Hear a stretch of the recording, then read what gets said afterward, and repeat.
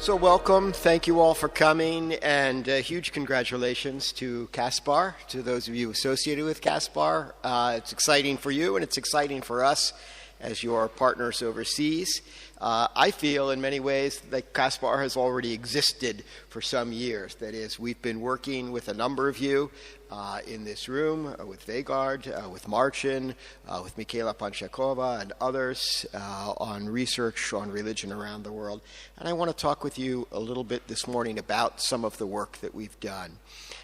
In particular about projections of the future size of religious populations around the world. First, a quick note about the Pew Research Center. We're located in Washington, D.C. We're a nonpartisan and non-advocacy fact tank. The non-advocacy part of it means that we don't make recommendations, we don't take policy positions. So when I speak today about the implications of this research for issues like migration and climate change, it will be a little difficult for me because I can't take normative positions on these sorts of issues, but I'll try as best I can to say a little bit about what I think is going on and why it's important, at least. So on to demographic projections. As many of you know, lots of statistical agencies around the world and the United Nations Population Division make population projections. The basic methods for making population projections have been around for a century practically. And in general, population projections of the world's population out 20 years and more have proven to be extremely accurate. So one might wonder why it has taken so long for population projection technology or methodology to be applied to religious populations. And the answer is not that the idea hadn't occurred to demographers before the Pew Research Center and the International Institute for Applied Systems Analysis, where Vegard and Marcin and others previously worked.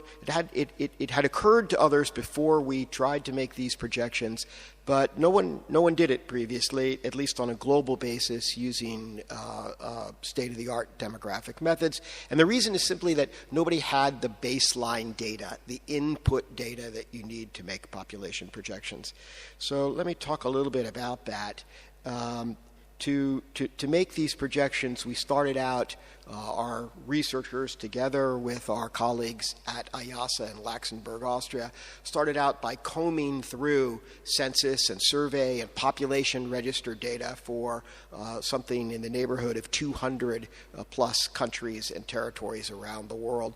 And in all, they looked at more than 2,000 surveys and censuses and population registers, and spent a total altogether of close to 6 years gathering the input data to make the projections. So maybe the first step to think about in the projections is simply gathering all that data. A second step was to try to look at the size, the current size. The baseline year for this study was 2010. Of religious populations around the world. And I think most of you are probably familiar with this, but as of 2010, the largest religious group in the world is Christians.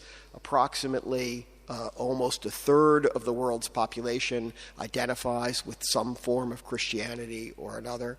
The second largest religious group in the world is Muslims. Muslims and Christians together account for more than half of the world's population. There's also a sizable share of the world's population that is unaffiliated, that does not identify with any religion. People who are religiously unaffiliated may have, in fact, many have some religious beliefs and practices. They may believe in God or gods. They may pray or engage in other forms of religious practice, but they don't identify with any religious group. And by and large, they are a far more secular population than those who identify with major religious groups. These groups, I must say, that we are able to look at and project in this study are not all the groups that we might hope to be able to look at. They're the groups for which global data are available. We're at the mercy of what censuses and surveys around the world collect. So, for example, it would be ideal if we could break Christians down into subgroups like Catholics, Protestants, and Orthodox Christians, or if we could break Muslims down into subgroups, or break any of a number of these other groups down into subgroups. But those kind of data are not yet available globally. Perhaps after the 2020 census round, more data will be available. Once we have a sense of the size of religious populations in a baseline year around the world, it's very important. We need the basic input data for population projections. And those data include the age structure of the religious populations, typically portrayed in a kind of a age pyramid.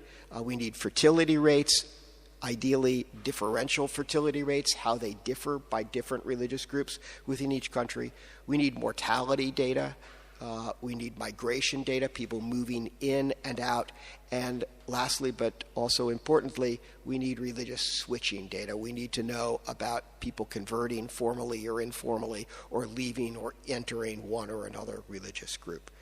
And that's indeed what took so long, and only due to the work of people like Vegard and Marchin and my colleagues at the Pew Research Center over a series of years were we able to assemble enough input data to then make projections. And the projections follow a fairly straightforward method, and I'm sure you're all basically familiar with. One starts with a cohort, a group in a certain age of women or men, and moves them forward into the future, that cohort, in 1 year or 5 year increments, adding in to the cohort the projected number of births to women at particular age groups, subtracting out expected mortality, adding in immigrants, taking out immigrants, and adding in people who convert into the religious group and taking out those who are projected to leave the religious group. And that's the basics of it. It's somewhat more complicated in software terms, but that's the essential method. And when we do this, we need to bear in mind as we think about this, try to help you understand it, some of the general patterns that we see in demography around the world. Again, I think you're basically familiar with this. You all know that fertility rates have been declining around the world since the Second World War. Not equally in all countries by any means, but overall, the number of children born per woman in the world has dropped by roughly half since 1950 and continues to drop. And our projections do take this into account, and they do assume that in many countries fertility rates are continuing to drop. They also assume that in some countries where the fertility rate currently, the total fertility rate, is below the replacement level for that country, we assume actually that the fertility rates are rising toward replacement. Life expectancy. Oops. Okay, I'm one slide behind. So that's the fertility slide. Life expectancy also is rising. It has not doubled, but it has increased by a third or more since 1950. And in our projections from the baseline 2010, we do expect some growth, continued growth in average life expectancy at birth around the world over the next approximately 35 years. Importantly, growth around the world is not even. I think you all also know this, sense this. In particular, the fastest growing parts of the world are in sub-Saharan Africa, South Asia, as in India and Pakistan, and some parts of Latin America. A good deal of the world is in fairly neutral, fairly stable population, and some parts of the world, including a good chunk of Europe, are actually declining in population size. And it's important when we think about the growth of religious groups to bear these geographic patterns in mind, because the growth of religious groups is really in many ways a reflection on where those religious groups currently are concentrated and the demographic trends in those places. So on this chart, the orange represents the places where populations are growing rapidly. The gray color is places where the population is relatively stable. And the gray-blue colors are places where the population actually is in decline. So let's talk a little bit about the differences between religious groups, demographically speaking. First of all, we'll think about the age structure, the current age structure, which itself is a reflection of past fertility rates and demographic patterns. As of 2010, by our estimates, about a quarter of the world's population altogether it was under the age of 15. So 27% of the world's population was under the age of 15. And interestingly, Christians, the largest and most widespread of the world's major religious groups, also had 27% of Christians under the age of 15. And this is something you'll see again and again through these data, that Christians are so widespread that in many ways Christian demographic trends are very like the demographic trends of the world's population as a whole. Hindus and Muslims are the two groups whose, as of 2010, populations were younger than the global average. And several other groups, Jews, for example, Buddhists, and the secular or unaffiliated population had, as of 2010, populations that were older on average than the world's population. Of course, all other things equal, a population that's younger to begin with is going to grow faster, right? Has more young women entering their prime fertility years. So fertility rates, of course, are not static, but as of the period 2010 to 2015, if we looked at fertility rates around the world by religious group, we find that there are two religious groups whose fertility rates are above the global average. That is, they're growing faster than the world as a whole. That's Christians and Muslims. Hindus are just a hair below the average global fertility rate as of 2010. And again, some other religious groups, such as Jews and Buddhists, are growing or have fertility rates lower than the global average. Of course, those fertility rates are changing. These lines indicate the general pattern for each of these religious groups. You notice one interesting exception is Buddhists, whose fertility rates actually are projected somewhat to rise because they have been so low. So we do expect them to come closer to the replacement rate over time. Life expectancy is interesting because the groups whose all the major religious groups around the world are projected to have some gains in life expectancy, but the groups that as of 2010 had the shortest average lifetimes are expected to gain the most from improvements in health and to have the greatest gains in life expectancy. So Hindus, for example, are expected over the period from 2010 to 2050 to gain on average 8 years of life expectancy, while Jews and the unaffiliated are expected to gain only 5 or 6 years. Again, this is a reflection of where these religious groups currently are concentrated. And if you think about places like sub-Saharan Africa and South Asia, where life expectancy is lower than the global average at present, these are places where interventions can relatively inexpensive or relatively easier interventions can make big improvements in life expectancy, whereas in Western Europe or North America, it takes a great deal of effort to improve life expectancy by even a few years today. We also need to take into account migration. Migration, of course, is very complicated and difficult to project. It was one of the biggest challenges in this project. With help from Guy Abel and others, our colleagues were able to take current stocks of migrants and convert them into some estimates for flow rates. They are fairly, I think, commonsensical.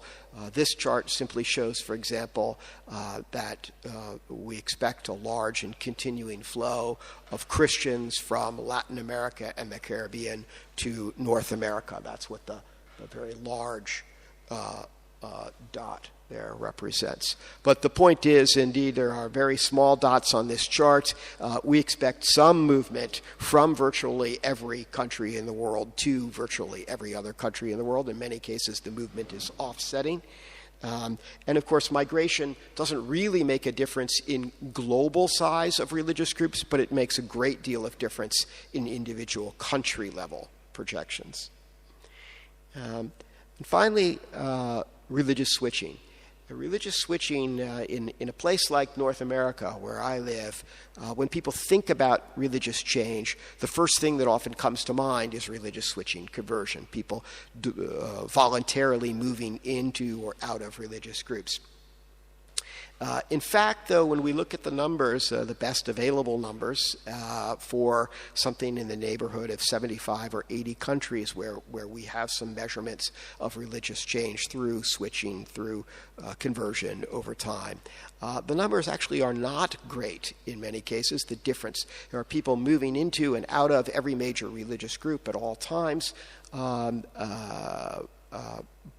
the net changes are not so large, with really one exception, and that's movement out of Christianity and into the secular or unaffiliated category.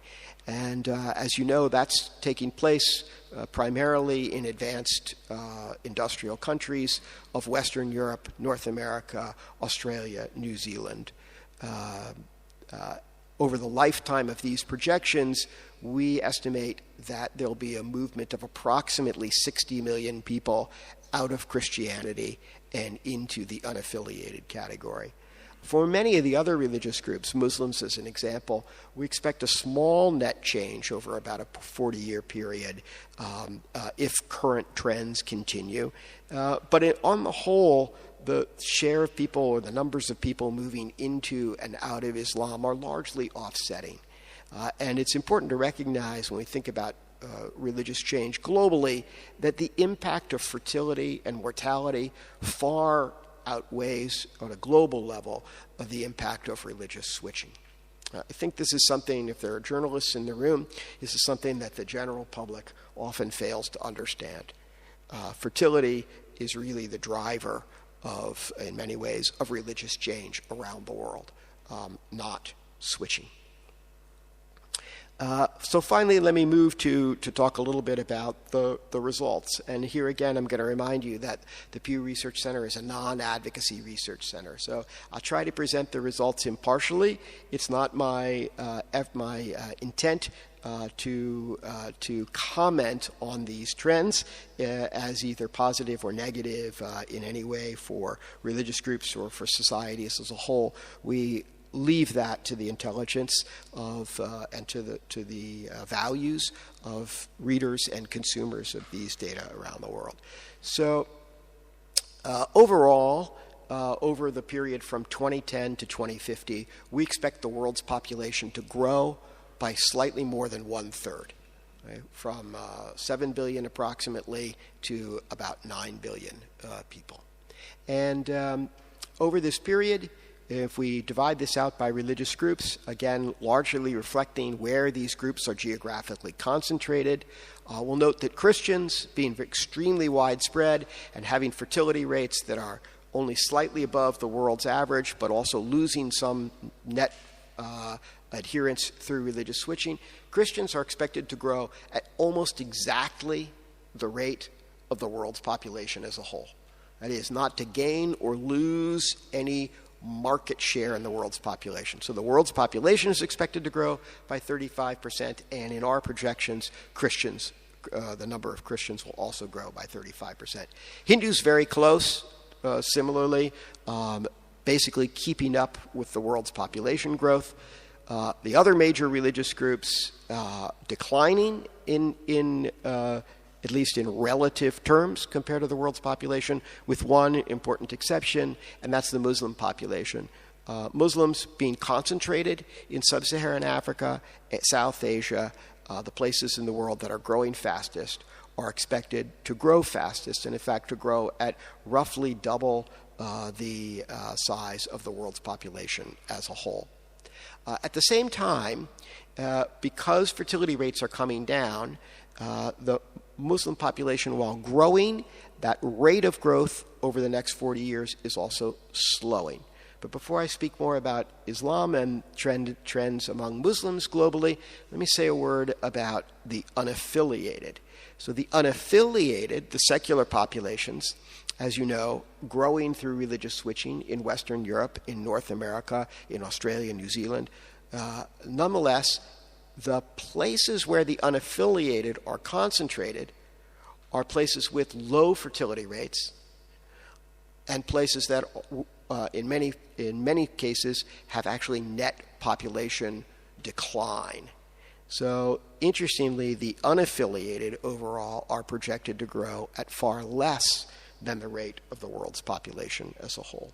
So if we put those numbers on a chart, lines, this is the absolute numbers.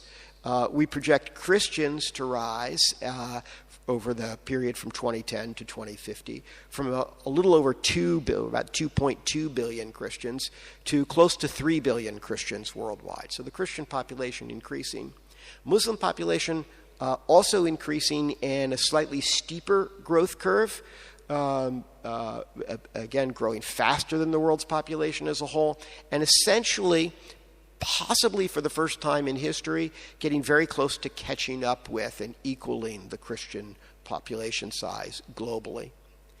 Hindus also growing from about just a hair over 1 billion to about 1.4 billion over the next 40 years.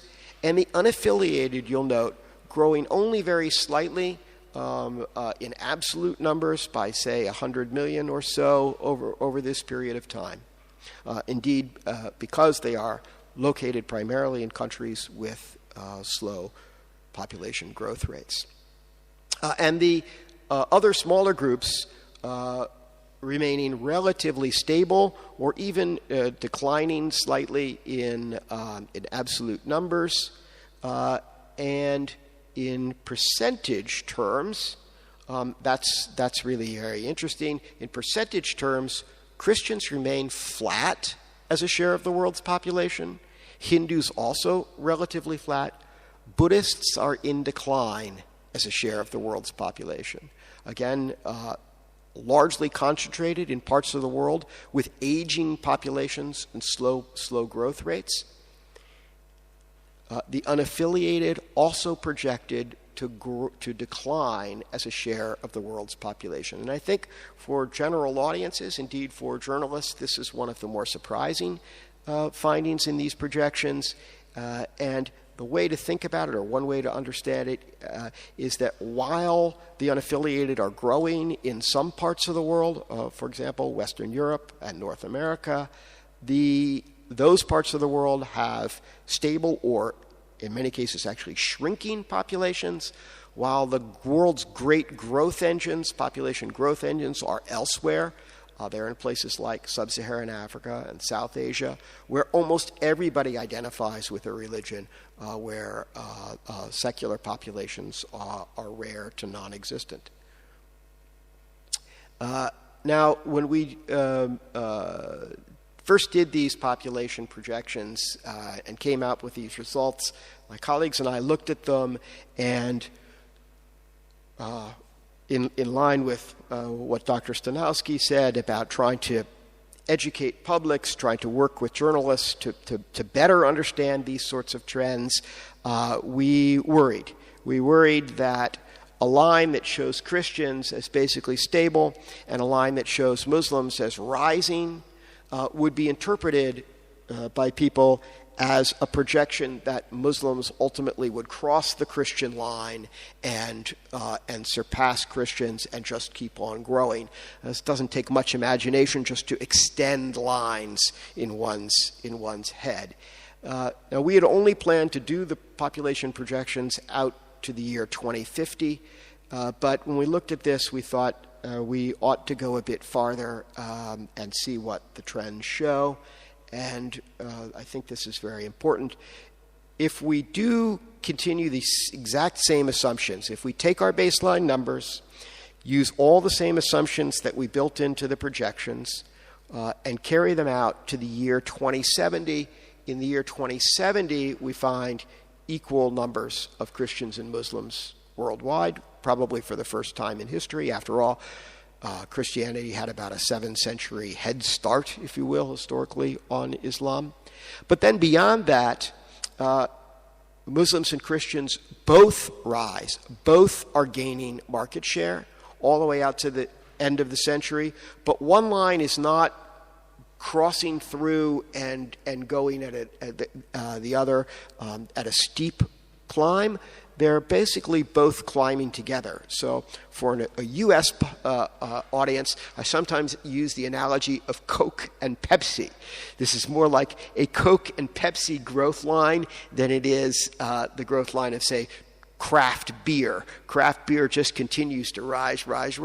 Coke and Pepsi kind of go alongside each other as they climb and gain market share away from other varieties of cola. And I don't mean to make light of religious groups. That's not my point. My point is just to give you a mental image, perhaps, so you realize that, yes, in these projections, projections, of course, are not predictions. These are dependent on a certain set of assumptions.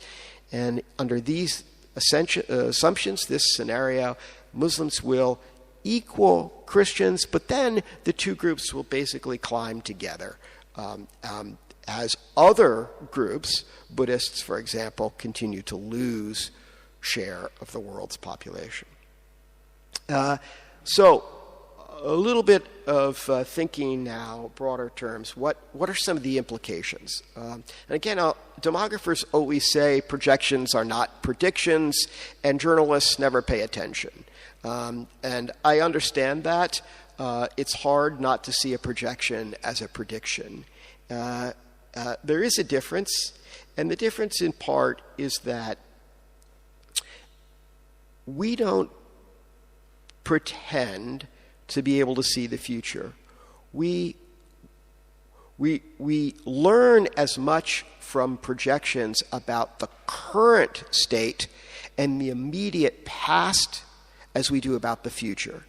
By taking what we know about the world situation today and where it has been in the recent past and the current trends, and then projecting those trends and assumptions to continue, we go through a mental exercise that in many ways helps us see what the trends are today. It sort of magnifies them. Indeed, what will happen, any number of things, wars, famines, health crises, global warming, etc., could affect the world's population, almost certainly will affect the world's population size. Nonetheless, if we take the current baseline, project it forward using the assumptions built into these projections, one of the things that we see is that a number of countries that today have clear Christian majorities will, by the year 2050, no longer have Christian majorities. And those countries include France, where the largest religious group projected as of 2050 will not be Muslims and not be Christians. It will be that secular or unaffiliated group, the group that does not identify with any religion. And the same is true, by the way, of New Zealand. The same is true of the Netherlands. The Netherlands are projected to go just under a majority Christian to just under a majority. The plurality group will be the unaffiliated. And in a couple of countries that have had Christian majorities, we project, because of population growth and loss through switching in the Christian population and population growth among a very young population of Muslims actually project a change in the majority. But that's not the case for most of Europe. Those of you who've heard about Eurabia scenarios for Western Europe's population becoming majority Muslim, we don't find anything close to that. Indeed, the Muslim population in Europe, in Western Europe, and in parts of Central and Eastern Europe are climbing, but they're climbing from really quite low levels to what one might think of as modest levels. So climbing from, say, 4 to 6% of the population to something in the neighborhood of 8 to 10, or maybe even in some cases 12% of the population, but nowhere close to a majority in historically Christian majority settings. As the Christian population maintains its size globally, its distribution globally is projected to change quite dramatically. And here we've made a kind of historical past, projection back using the best available historical data to what the Christian population looked like in 1910. So 100 years before our baseline year of 2010. And in 1910, Christianity had a clear kind of center of gravity. 2/3 of the world's Christians lived in Europe. About half of them, by the way, Protestant, about half of them Catholic. About 10% or so being Orthodox Christians. So sorry, that doesn't add up to 100%. Let's say about equal numbers Catholics and Protestants and about 10% Orthodox as of 1910. Project forward or move forward to 2010, and you'll see that as of 2010, roughly a quarter of the world's population is Christian population is in Europe, and nearly a quarter in Latin America, and nearly a quarter in sub-Saharan Africa. And indeed, as I mentioned at the outset, Christians very widely distributed and rather equally distributed around the world as of 2010. Move forward to 2050, and the world's Christian population clearly has, again, a center of gravity, and this time it's in sub-Saharan Africa. So the world's Christian population in terms of its relative size is moving from the global north to the global south. Let me just quickly go back through those slides for you. 1910, 2010, 2050. 1910, 2010, 2050. Now, as that's going on, as the global distribution of Christians is changing, there's also, these projections include fairly dramatic change in some countries. Interestingly, for example, in India is projected to remain a Hindu majority country, in fact, overwhelmingly Hindu. But the Muslim population in India has been growing very rapidly, again, through fertility, not through religious switching, but through fertility. And we project by the year 2050 that the largest Muslim population of any country in the world will be in India. Lastly, I want to talk a little bit about China. Unfortunately, there's really a paucity of data on religion in China. There have been a few surveys. I'm sure you're all aware of the New Horizons survey and of some others in the last decade or so. But the kind of data that we would need to make projections in China with differential fertility rates and with religious switching data just doesn't exist. And in the end, after looking very hard at the data, we decided we would not project percentage change movement among the religious groups in China. We do project some change in the size of the population, but we didn't project any change in the relative composition of the country's religious population. Nonetheless, there are experts on China who, based on anecdotal evidence, their own personal experiences in China, believe that China's population is undergoing a religious revival, so to speak, and in particular that Christianity is growing in China. I must note that, again, really good empirical data to back that up is, I think, missing. But let's suppose hypothetically that it's the case, that China's population is undergoing religious change. And let's take a vastly hypothetical, kind of frankly outlandish proposal, but just to give you a sense, a kind of sensitivity test, a sense of how much difference religious change in China could make. So if at present China has the largest group, the largest unaffiliated population in the world, if all the people in China who don't identify with any religious group were all of them to become Christians over the next 40 years, it would boost the number of Christians worldwide by more than 700 million and raise the share of the world's Christian population to about 38%, so that Christians, and it would lower the world's unaffiliated population even more. So the projected decline in the unaffiliated would be exaggerated. The projected stability of Christianity would become a rise, and Christianity would retain its numerical lead, if you will, over Islam globally for some more decades. And with that, I will pass the mic to Vegard, and thank you very much for your attention.